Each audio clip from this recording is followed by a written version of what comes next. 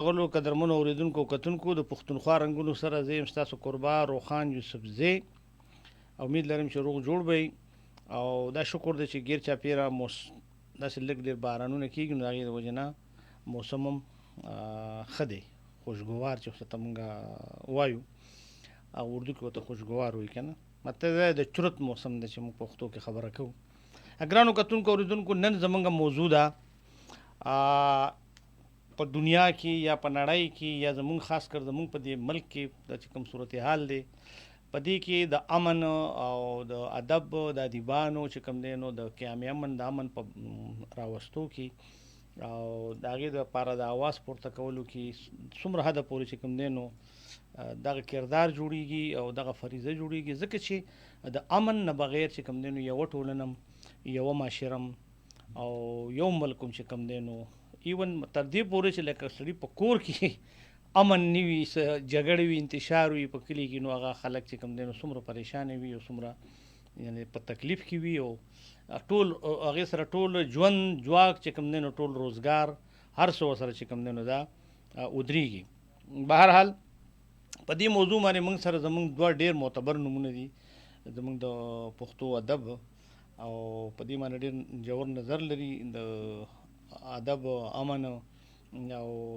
دغه رنګ د انسان دوستی د احترام انسانیت چې موږ څه ته وایو. موږ سره زموږ ډېر نوموړی ادیب افسانه نګار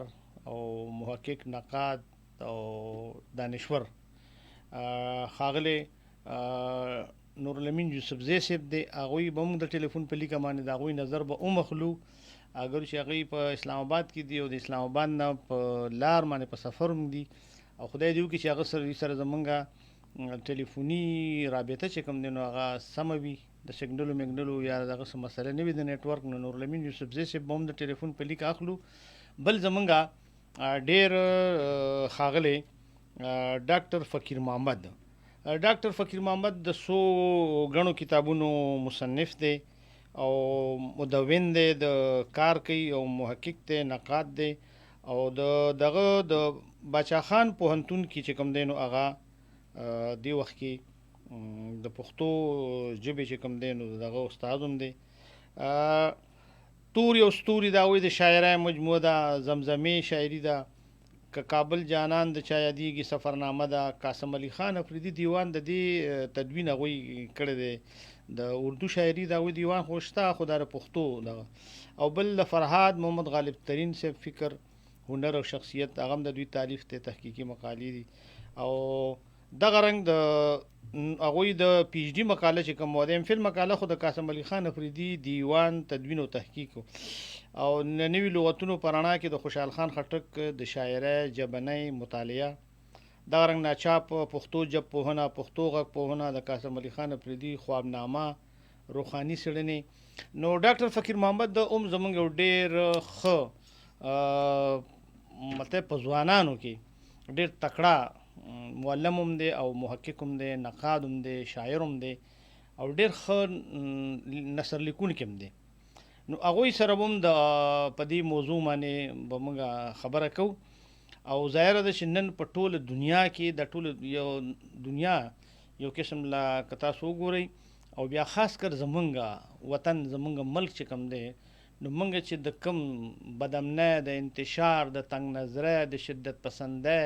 د ترخهګرۍ او بلا د تنګ نظرۍ او د عدم روادارۍ، د عدم برداشت، د دې ټولو مرضونو چې کوم دی نو موږ زمونږ دا ټولنه او زمونږ دا معاشره نیولې ده. اگر چې لکه د امن راوستل، د امن قیام، د امن بحالي، د دې دپاره په هر ملک کې خپلې ادارې هم وي، هغه هم خپل کار کوي. او شاعر ادیب سره خو ټوپک او توره او دغه نشته، خو بهرحال د شاعر سره چې الله تعالی دوی ته کوم هنر ورکړی دی، کوم صلاحیت ورکړی دی، دوی د شعر په ژبه یا د افسانې په ژبه یا د ناول په شکل کې یا په بله د لیک په شکل کې دی چې څه کولی شي، اواز پورته کولی شي، هغې ډېر لوی اثر وي. د شاعرۍ ډېر زیات اثر وي، دغه رنګ د نورو ادبي لیکونو هم چې کوم دی نو ډېر زیات اثر وي. نو د شاعرانو ادیبانو چې کوم دی نو د هغې خپل یو کردار جوړیږي او دغه رنګ په هره ټولنه کې دغه خلکو وخت په وخت باندې خپل رول او خپل کردار ادا کړی دی. څنګه چې ما ذکر وکړو چې زمونږ ډېر معتبر نوم زمونږ ډېر ښه شاعر ادیب افسانه نگار او محقق نقاد او زمونږ یو معلم استاد او دانشور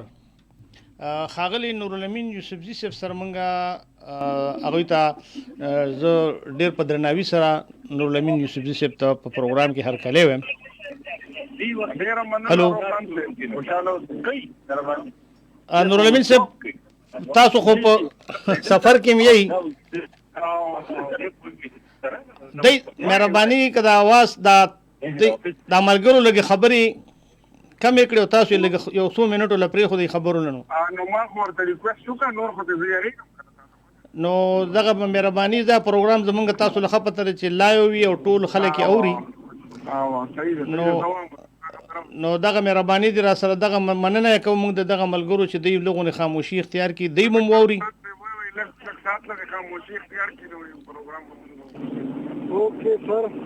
هلو او نو لغونې شیشې مو پورته کوي که د ګاډي د هغې د شور راځي که نه نورالامین صاحب؟ نورالامین صاحب بس خبرې تاسو نه چونکې آغاز کوو تاسو په سفر کې بیا څه نه بیا وروستو د نیټورک د سګنلو مسله پیدا شي خو زمونږ موضوع چې کومه ده نو هغه دغه ده چې په نړۍ کې شور ډېر راځي. نورالامین صاحب شیشې مو پورته کړي دي او که نه دي پورته کړي نه یم خبر. ښه بهرحال ادب په نړۍ کې چې کوم زمونږ اوس دې وخت کې د امن مسله ده په ملک کې په دغه کې په دې کې د ادب او د ادیبانو رول او کردار باندې خو به هم خبره کوو خو لکه د څه داسې کول په کار دي لنډې لنډې خبرې کوو چې یاره د شاعرانو ادیبانو دا پیغام او دا دغه چې کوم دی د امن دپاره د دوی خپل یو څه رول جوړېږي هغه څنګه و؟ داسې ده روښان صاحب چې زما خو خپل نظر دا دی چې څومره زیبا هنرونه دي شاعري ده صوتي ده موسیقي ده نور چې خطاطي ده نو دا چې په یوه ټولنه کې رواج عمومي نو دغه ټولنه نرمه شي او دغه ټولنه مهذبه شي ځکه چې انساني ټولنه چې ده که نه تهذیب په کس باندې ادب او شاعري او دانشوري ورته بولي سیاسي خلک چې دی نو دا د کرایسي د بحران نه وباسي ټولنه او د ادبي او د زیبا هنرونو خلک چې دی که نه دا معاشره ټولنه مهذب کوي. نورالامین صاحب بخښنه غواړم خو که عابد صاحب ته مو که خیر یو 15 منټه صرف 15 منټه چې تر ډاډې له ودرېدئ نو زما په خیال چې دا زموږ خبرې به یو سایډ له لغون ریکویسټ ورته ها بیا صحیح ده جی دا په دې وخت کې زما خیال دی چې که مونږ ټولې نړۍ خبره نو زما دا خیال دی زما آواز درځي تاسو ته که نه تاسو آواز راځي او زما دا خیال دی دا دنیا که چېرې مونږ وایو چې دا د ځمکې دا وړوکی غوندې کور او دا وړه غوندې سړی دا د امن د مینې د محبت او د انسان دوستۍ کور شي او انسان د دې جوګه شي دا ځای چې انسان پکې نه ښه ژوند تېر کړي نو زما دا خیال دی چې دې ته د یو بل نیو ورډ ارډر ضرورت دی یعنې دا دنیا کې ځن ریفارمولیټ او ری ارګنایز کول غواړي او دا د شاعرانو ادیبانو د دنیا چې دی د هغوی د افکارو په رڼا کې دا ری ارګنایز کول غواړي دوی له د نوي سر نه د دنیا خبره کوي ځکه چې داسې به د دنیا یو شاعر او ادیب ني چې هغه به د عدم تشدد خبره نه کوي هغه به د امن خبره نه کوي هغه به د مینې خبره نه کوي هغه به د محبت خبره نه کوي هغه به د روښانفکرۍ خبره نه کوي خبره نه کوي ځکه چې 400 کاله څه کم مخکې رحمان بابا وایي چې واړه د خپل ځان په نظر ګوره که دا ای عبدالرحمن جهان ټول عبدالرحمن بالکل نو دې لکه دې هغه چې دی صوفي عبدالرحمن شاعر چې دی نو دې د خدای پاک د رحمت هغه صفت بیانوي چې ای عبدالرحمن جهان ټول عبدالرحمن بالکل داسې چې دی نو تاسو د هر یو شاعر شاعر دی هغه چې کوم دی دا ساحل صاحب وایي که نه چې ماشومان که د مغرب که د مشرق دي د خندا او د ژړا انداز یو دی بالکل مطلب دا دی چې په دې دنیا کې چې څومره انساني وژنه کېږي څومره تشدد کېږي څومره لوکل وار یا جنګونه کېږي دا ټول چې د دې کې یو حل دا دی چې په دې دنیا کې د عالمانو ادیبانو شاعرانو خبرې ته وخت کې صحیح چې موږ د خپل وطن خبره کوو د پښتون وطن خبره کوو زما دا خیال دی چې نن د ډېر په افسوس سره دا خبره کوم چې د شاعر ادیب د ټولنې سره رشته کټ شوې ده وو چې په ټولنیز رسنو باندې یو نوې دغه راغلی دی تاسو ګورئ نو چې کوم د شاعرانو خبره کوو نو شاعر ته مخاطب دی او د شاعر چې دی نو هغه د او ادیب د غر په سر ناست دی خصوصا افسانه نګار ناول نګار او ولس چې دی نو هغه د غر په ویښ کې دی بالکل نو د دوی منځ کې دومره لوی ګیپ دی چې د هغې بلا وجوهات دي یو دا چې زموږ ژبه د تعلیم ژبه نه ده ذریعه تعلیم نه ده دویم دا چې دلته کې جنګ چې دی نو هغې ته اهمیت ورکړی شوی دی تشدد ته اهمیت ورکړی شوی دی او دغه چې کوم دی د آرټ او دیبا هنرمند ته او امن ته سپک کتلی شي زما دا خیال دی که چېرې زموږ د دې ملک حکمرانان دا ملک د امن د عدم تشدد او د مینې او محبت زانګو جوړول غواړي نو دوی به کلتوري سرګرمۍ او ادبي سرګرمۍ چې ده نو د دې سرپرستي به کوي په ټول ملک کې په ټولو صوبو کې او په پښتونخوا کې به هم د شاعرانو ادیبانو سرپرستي کوي ځکه چې زما یو شعر دی چې د ګل او د بلبل کیسه زړه ده او خوږه ده د بم او د بارود کیسه تازه ده خو ترخه ده بالکل نو مطلب دا دی چې شاعري چې کومه ده ادب چې کوم دی دا په هر حال کې د تاسو ګورئ زمونږ چې د 13-50 کالو کې کوم ادب لیکل شوی دی هغه د تشدد په ضد دی د جنگ په ضد دی د امن په حق کې دی د ورورولۍ په حق کې دی په هغې کې د ظالمانو خلاف مزاحمت هم شته هغه مزاحمت په مهذب انداز کې مزاحمت دی او هغه خلک په ګوته شوی دی څوک چې دې اور ته لمنې وهي او زما دا خیال دی چې یو سړی وایي چې په تاریخ کې نومونه او تاریخونه رښتیا وي خو نور پکې اکثر دروغ وي او په افسانو او په ناولونو کې نومونه او تاریخونه دروغ وي خو نور پکې ټول رښتیا وي بالکل نو زما دا خیال دی چې که چېرې مونږ د محمود احمدي ناولونه او افسانې راواخلو که مونږ د دې نه علاوه که مونږ په دې خپله ټولنه کې د جدید شاعرانو ستاسو ټولو شاعري راواخلو هغه که ستا شاعري ده که د عباسین شاعري ده که د ممتاز اورکزي شاعري ده که نور چې کوم مونږ ته د ځوانان چې کوم راغلي دي دانش دی نو دا ټول که د ځوانانو شاعري ده په دغه ټولو کې چې کوم دی نو د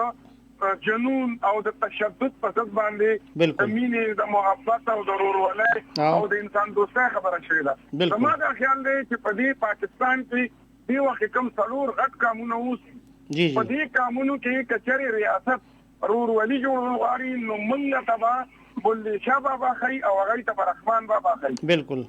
د شاه بټایي به ښایي ځکه چې شاه بټایي هغه زمانه کې وایي چې اوس تلي د زمانه زیاته محترمه په دې چې په خپله بربنډه او خلکو له جامې ګنډي نو مطلب دا دی چې د تصوف د شاعرانو د صوفیانو شاعرانو لکه څنګه رحمان بابا وایي چې کوی مه کنه د بل سړي په لار کې او چې رشته به د کوی په غاړه لار کې یا دا وایي چې زمه کړه پخپو کې به د خار شي کر د ګل وکړه چې سیمه د ګلزار شي زمه کړه پخپو کې به د خار شي بالکل دې کې څومره لویه مینه ده دې کې څومره لوی پیغام دی او د دین ورپسې آپله خوشحاله هغه وایي که نه چې هغه کار چې په نرمۍ ترسره کېږي او ساجد چې رساوه شي تر جنګونه او بیا پکې هغه دا هم وایي چې جنټلی مطلب دا دی چې هغه دا وایي که نه چې ګوندي وایي وارتیا سره نرمي ملایمت کړه ګوندي وي چې په دا خپل کې د چا زړونه بالکل یعنې دا لکه په جدید انګریزي شاعرۍ کې د نن نسل کاله مخکې چې دا نو سپیک جنټلی مضمون لیکلی شوی دی او خوشحال بابا دا 900 کاله مخکې دا خبره کوي او بیا صرف دا نه وایي مونږ ته دا هم وایي چې راشه ښېګړه د ونې ګوره خپل ځان تر نور کا بلکه تر سوره په څنګ یوله میوه در واچوي خصلت د ونې واخله ایروره بالکل زما دا خیال دی که چېرې مونږ خپله کلاسیکي شاعري مونږ خپله د شلمې صدۍ شاعري هغه که د روماني شاعران دي که هغه غني خان دی که هغه مجذوب بالکل هغه زمونږ روماني ترقي پسند شاعران دي که قلندر صاحب دی که سیف الرحمن سلیم دی که چېرې دغه شاعري موږ د خپل سرکاري میډیا نه د سوشل میډیا نه عامه کړو. د دې نه علاوه تاسو په دې باندې پروګرامونه وکړئ او د دې سره سره موږ دا د حساب وکړو. بالکل یعنی دا موږ حساب ته راوړو او دې باندې موږ کار وکړو. نو زما خیال دی چې په اندالانګ ریاست څخه چې موږ اوږدمهاله کړنلاره وو په هغې باندې موږ چې دی انوزاین قاضي هم کولی شو او په هغې باندې موږ په ټولنه کې امن او هار باندې راوستئ. ډیره مننه نورالامین صاحب، تاسو په سفر کې مې یو باوجود د هغې موږ له دومره وخت مو راکړو، دغه قیمتي خبرې پکې لږ ډېر سره دغه دا پکې ځان له خوند وکړو، دا چې لږ ډېر پکې شور راځي د ګاډو، نو دې نه به هم زموږ اورېدونکو کتونکو او الله مو په خیر راورسوه. یو ځل مو بیا مننه کوو، ټولو ملګرو ته مې سلامونه او دعاګانې کوئ او خوشحاله راته. ډېره مهرباني، ډېره مننه. السلام علیکم. السلام علیکم. ګرانو کتونکو اورېدونکو، دا و ښاغلی نورالامین یوسفزی صاحب او سره د دې چې هغوی په د سیوکار په سلسله کې په سفر کې ومو د اسلام آباد نه را روان وو، خو د هغې باوجود هم خبرې وشوې، څه لږ ډېر پکې د ګاډو شور هم راغلو او خبره هغوی ډېره بنیادي وکړه او په کار دا دي چې هغوی څنګه دغه وکړو، نو په دې عمل په کار دی. زه ګرانو کتونکو اورېدونکو زموږ د ټلیفون شمېره ده 0915251 09152544143. کولی شي چې تاسو موږ سره پر پروګرام کې خپل څه تجویز، څه مشوره، څه خبره هغه د ټلیفون په لیکه باندې موږ سره تاسو تماس نیولی شي، رابطه کولی شئ. ګرانو کتونکو اورېدونکو، دا موضوع چې کومه ده یقینا ماته د رحمان بابا یو شعر راشو. رحمان بابا وایي چې جامه د چا کوتاه یا اوږده شي، چې جامه د چا کوتاه یا اوږده شي، ورکوي شي هنرمند لره پیغور. نو ظاهره ده چې دا دانشوره طبقه زموږ شاعران ادیبان، دا سترګور منورین چې څه ته وایو د دوی، او په دانشوره طبقه کې زموږ ټول استادان، وکیلان، ډاکټران، لکه ملته چې پوهه خلک دا ټول پکې راځي او د دې ټولو دا ذمہداري وظیفه جوړیږي چې هغوی د امن پیغام، د امن درس، د امن په راوستو کې، د امن په قیام کې هغې دپاره لار هوارول، هغې دپاره ذهن سازي کول، فکر بدلول. اصل خبره دا ده چې دا ذهن سازي چې کومه ده چې هغه زمونږ د جنګ او د نفرت او د دې نه دغه شي.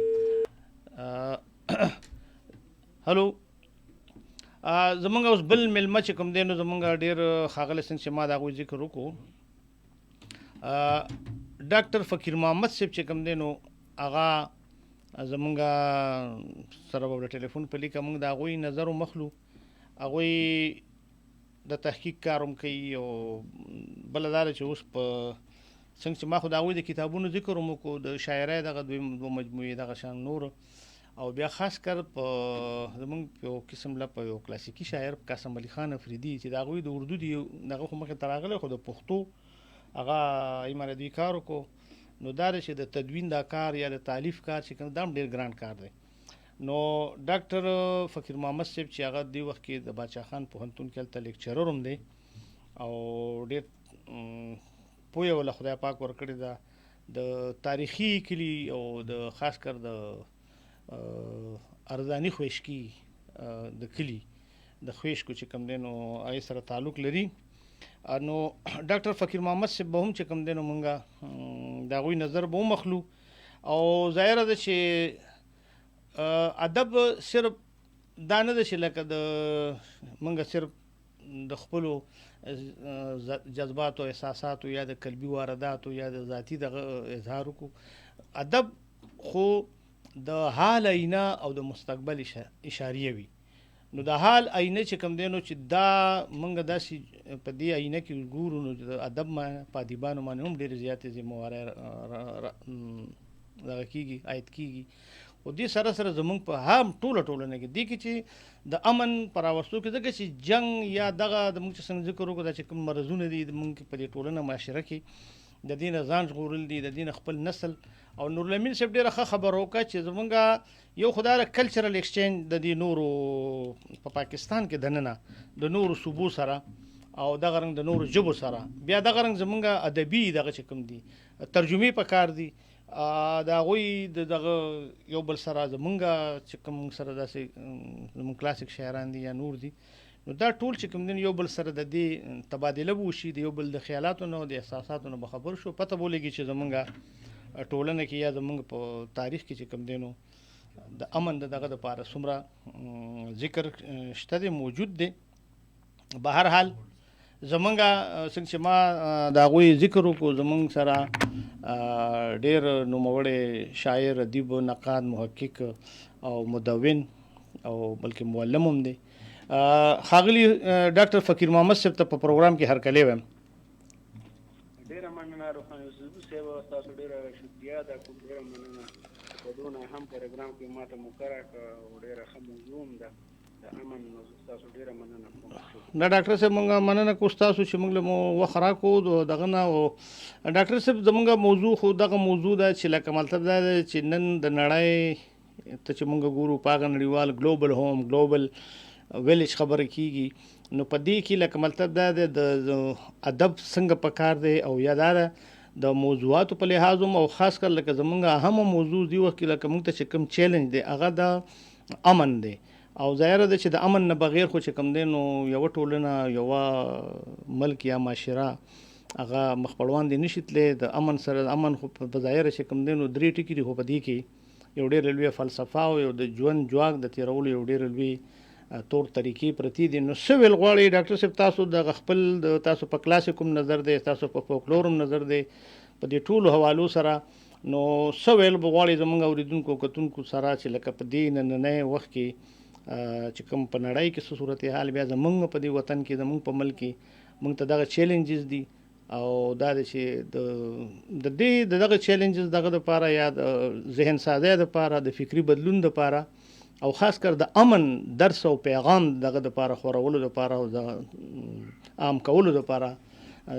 ادب سره رول ادا کولی شي او ادیبان شاعران سره رول ادا کولی شي. مهرباني وکړئ.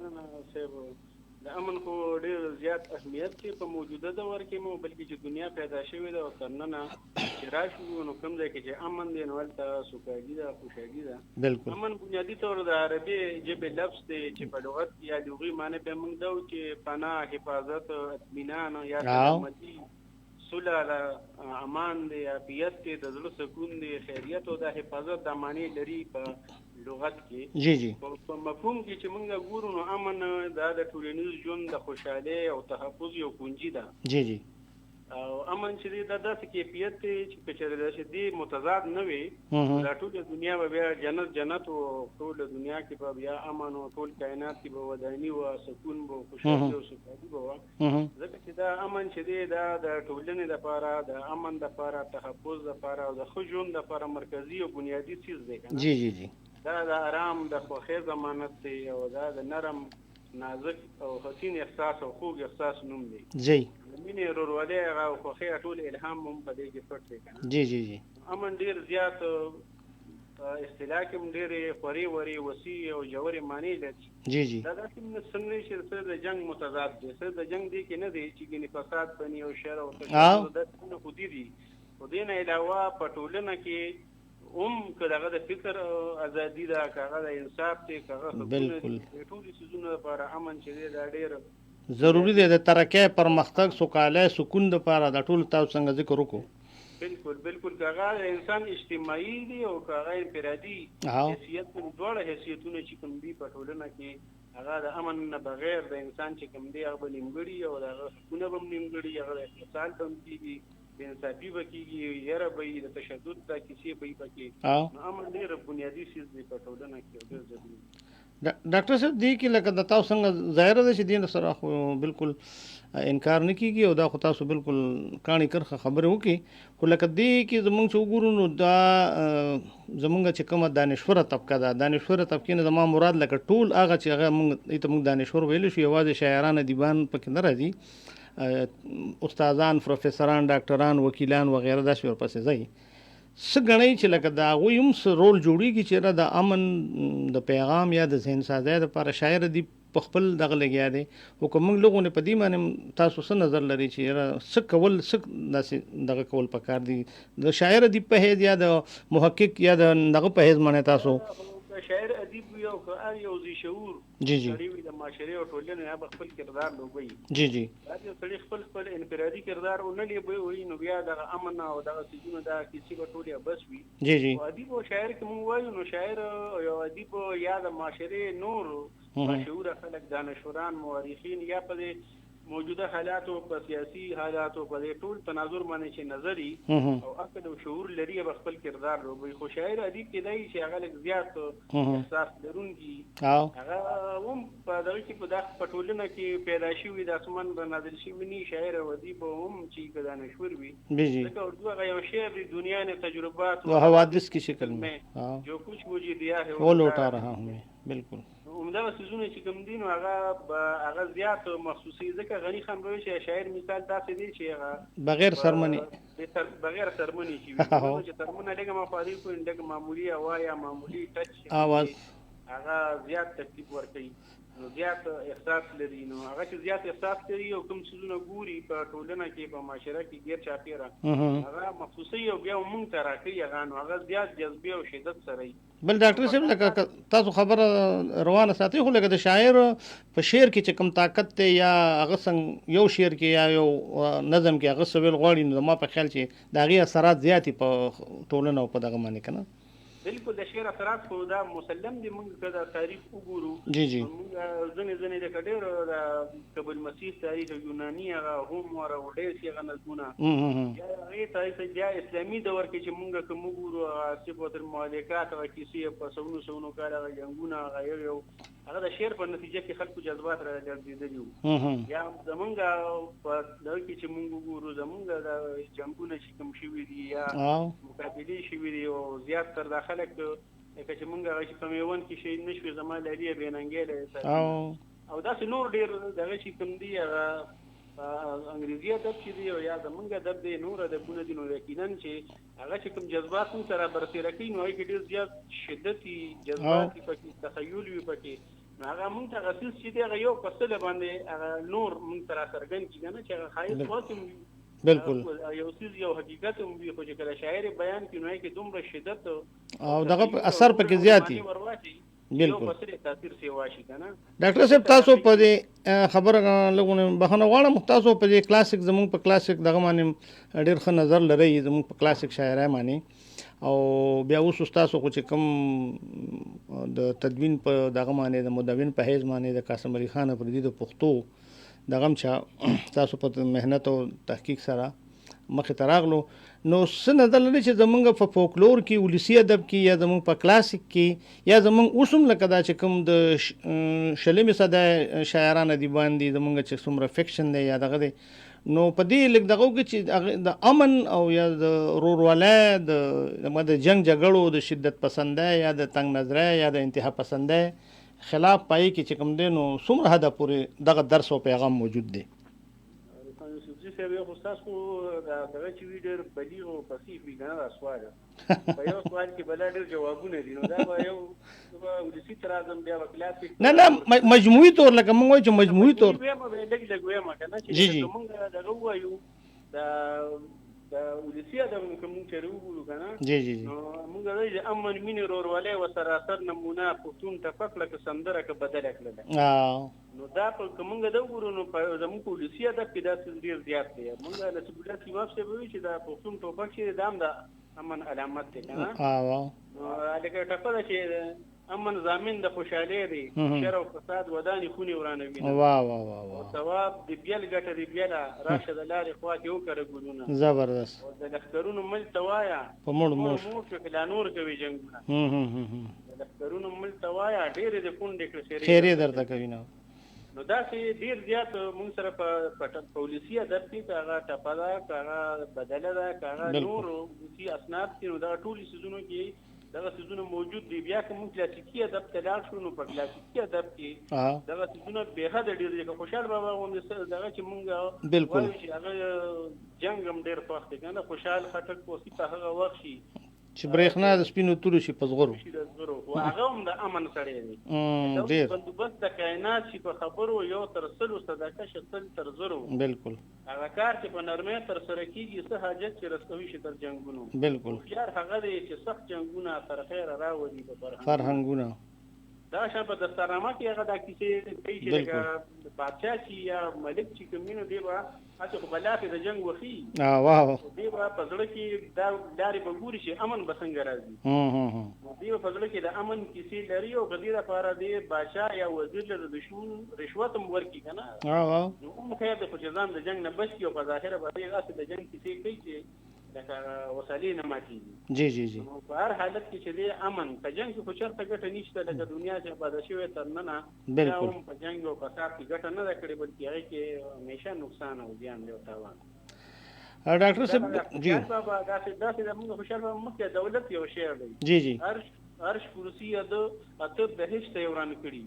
اته جنتونه چې یې وران کړي عرش کرسی اته بهشت یې وران کړي هر نادان چې د مومن خاطر پریشان کا نو داسې د هغې نه وړاندې چې کوم شاعري ده هغې نه بالکل خوله ټوپک ژبه ماشه ده بد کردار ولي ده نو لکه په باندې چې چاته نقصان او تکلیف رسوي نو دا هم امني ده بالکل هغه هم لکه د ګولۍ د ټوپک اثر کوي بالکل دغه څیزونه مونږ سره ډېر پخوا نه په ولسي ادب کې ټولو شاعرانو عبدالرحمن بابا خو دې ده شاعر تر بې شمېره دغه موضوعات دي هغه ارداني سره دي د ټول روحاني شاعرانو کې هم شته کلاسیکي کې شته او جدید دور پورې ځکه چې دې دا خلک چې ټولنه کې خصوص ویني او مخصوصي هغه موږ ته خو هغه راڅرګندوي بالکل او دوی خلک او شعور خلک دغه څیز نه خبر وي نو دا څیزونه ټول زموږ په دې ادب کې چې دي هغه ډېر زیات دي بالکل ډاکټر صاحب بالکل تاسو ډیره بنیادی خبرو که زمونږ په ولسی ادب دی که زمونږ کلاسیکی دی یا که زمونږ عام د پښتنو چې کوم دی نو ژوند جواک ته پای کې داسې ځینې متلونه یاره چې کومه غوټه په لاسو پرانیستی شي نو هغې باندې خلک چک نه لګوي خبره په خبرو خلاصېږي او چې په ګوړه مري زهر الحاجت نشته داسې ډېر دا مطلب مې دا دی چې لکه د دې څیزونو زمونږ شاعران او ادیبان هم لګیا دي خو بهرحال ټولنې نورو خلکو ته او خاص کر زمونږ چې کوم حکمرانان وي دغه وي نو هغوی ته هم پکار دي چې په دغه رنګ خلک چې کوم دی نو هغوی سپورټ کړي او یا هغوی مرسته وکړي او دغه پیغام چې کوم دی نو زمونږ د خام د نوي نسل ته د ولس ته ورسي ډاکټر صاحب تاسو موږ له وخت راکو او په لږ وخت کې موږ سره ډېرې خبرې وکړې په دغه رانه کې پاتې کېږي بیا زموږ د پروګرام وخت سر ته رسېدو والا دی کې ما وې په قاسم علي خان افریدي چې تاسو کوم کار کړی دی په دې به هم 2 خبرې کوو خو هغې باندې بیا ځان ته پروګرام کوو ځکه چې قاسم علي خان افریدي هغه هم ډېر معتبر شاعر دی زموږ او د خاص کر د پښتو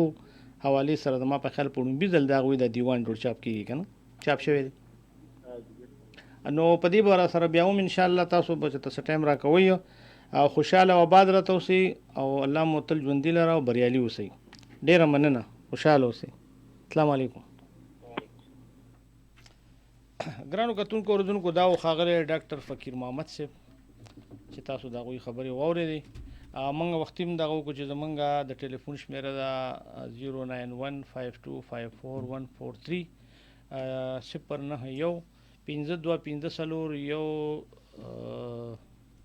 092 هلو السلام علیکم هلو السلام علیکم جی وعلیکم السلام د کوم ځای نه جی څوک ښه په خیر څه نوم دی جی صاحب خبرې کوم چې په پروګرام کې شرکت ورسره وکړه جی جی د اول نه مې د تاسو پروګرام اورېد ډېر ښه نظر مې پیش کړ د شاعرانو په حق کې د ملک د امن په حق کې جی جی بالکل تاسو د خدای خوشاله رئیس داسې پروګرامونه تاسو کوئ جی جی دا د تاسو ټیم چې راشي بیا موږ د نور سیګنل کټ شي خو نه د تاسو سیګنل په باندې باندې خورا ده ټول ته سلامونه و ټیم ډېره مهرباني الله مې خوشاله ساته ډېره مهرباني ډېره مننه خوشاله اوسئ السلام علیکم السلام علیکم ګرانو کتونکو اورېدونکو دا د بنو نه زموږ یو ملګري موږ یاد کړو پروګرام یې مستایلو او هغوی چې نن په بنو باندې بالکل سیګنل نور کله وي سیګنل دغه کېږي دغه خو نن وي سیګنل هم ښه فل دي او موږ پروګرام ډېر په دغه سره اورو او ډېر ښه کلیر دغه راځي هلو السلام علیکم هلو هلو وعلیکم السلام आवाज مو لګ ورو راځي څوک د کوم ځای نه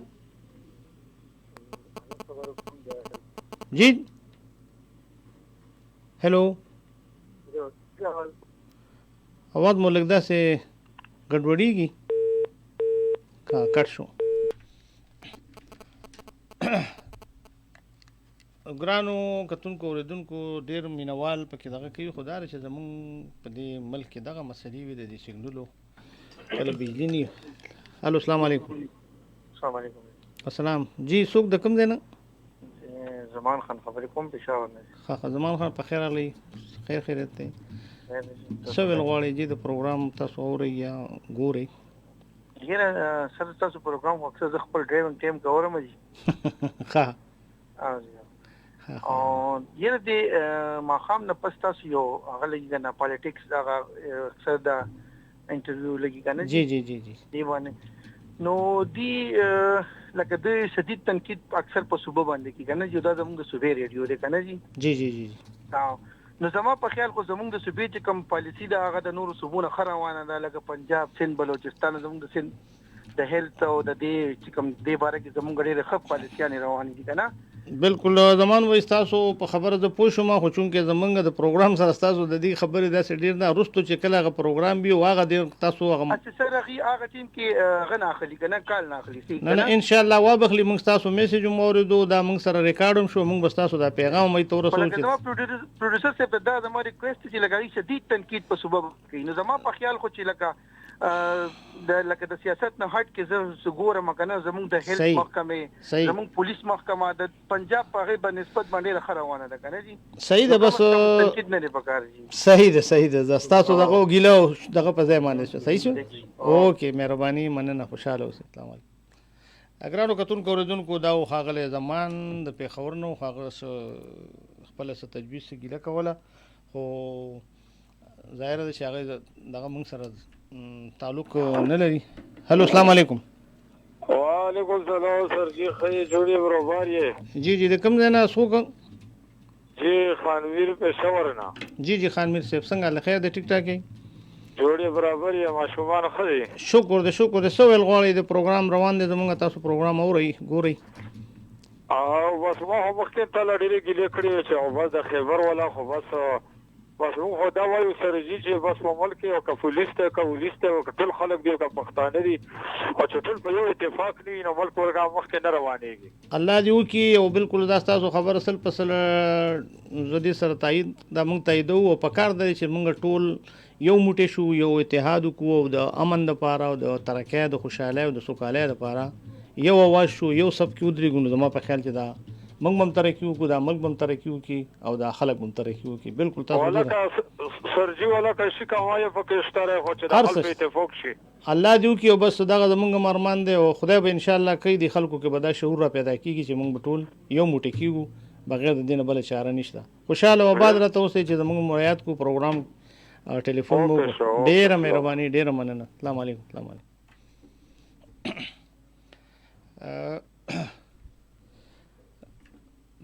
هلو السلام علیکم. السلام علیکم سر. والسلام څوک دې د کوم ځای نه؟ سر خیر نه عصمت علي.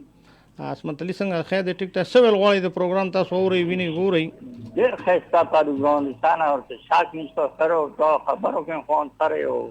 الماته او خلکو خبرو کې اچم خوند ښه دي. ډېره مهرباني ډېره مننه دا ستاسو مینه ده. سر غیر چې لکه تا د بوټي خبره کوله که نه جی جی جی جی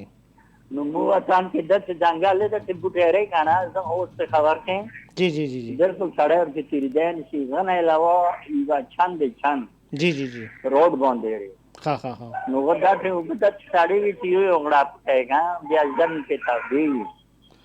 او بالکل هغه نه علاوه مو وطن کې یو داسې